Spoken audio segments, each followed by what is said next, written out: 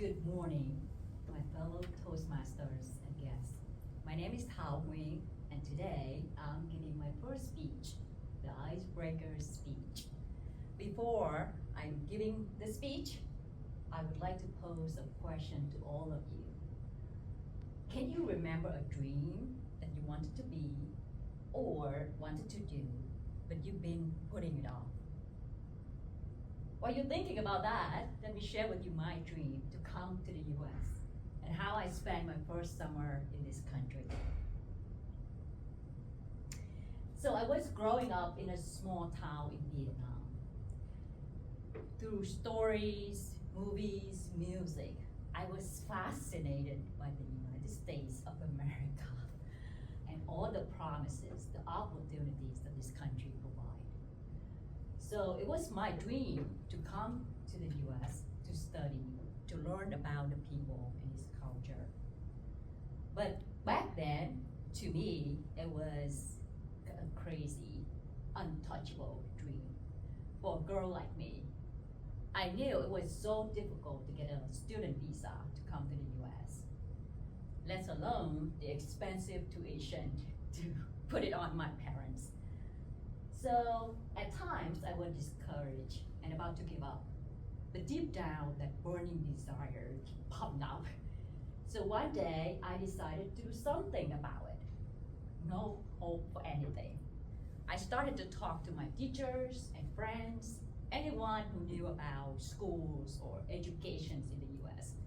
Once I found out there was an international exchange student organized by a nearby university, I persuaded my parents to let me apply, and then I tricked them to loan me some money to cover the first year tuition.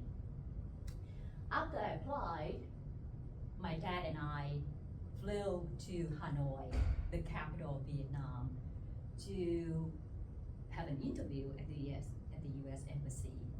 I was ecstatic when I passed the interview and held in my hands the US visa. I landed in a small airport in Illinois in the summer of 2000. The bus driver from my new school picked me up and drove me hours to a lovely house in the countryside where I would be staying with my host family. When I arrived, I was greeted by my host family and many friends and neighbors.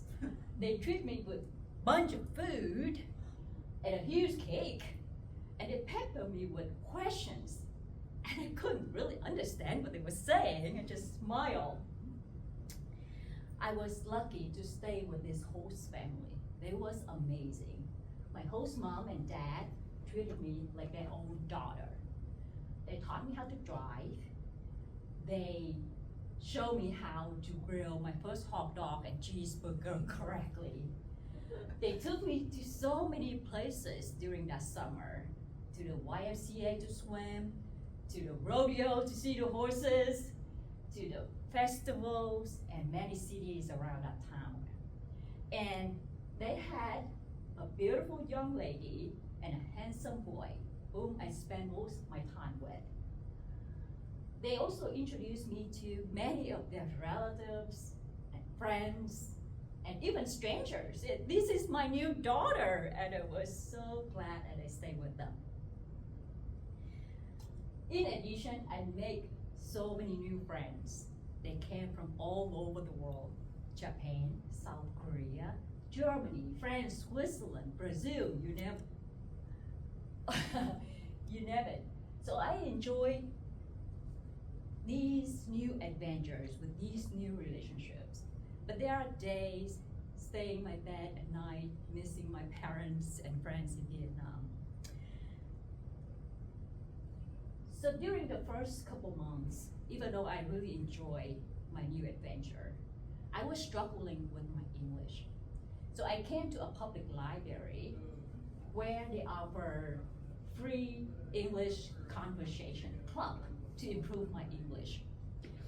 One day, during our normal conversation, a man started to laugh at me.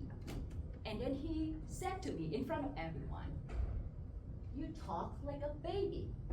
I was shocked, humiliated, and hurt. I didn't say anything back to the man. I didn't know what to say, so I kept quiet. After several days of being miserable and feeling bad for myself, I thought about it, and I said maybe I had a choice. I could either let this man define who I was and how I spoke, or I could use that as a motivation to keep me moving and to be a better myself. And I chose the latter. I kept going back to the library. I kept talking and sharing my stories to whomever wanted to listen to me. And I tried to push myself out of my comfort zone. Just like now, talking to you, I'm very nervous inside, but I'm trying my best to get out there, to be vulnerable. So, looking back, it was one of the best summers in my life. It started with a dream and some actions that I took to change that dream into a reality.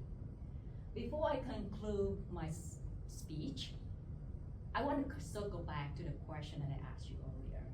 What's the dream that you've been putting off? It's not easy, but I encourage you to take the first step. You never know, you might fail, but don't blame me for that. But you might succeed. But you will be proud of yourself. Try your best. Take actions.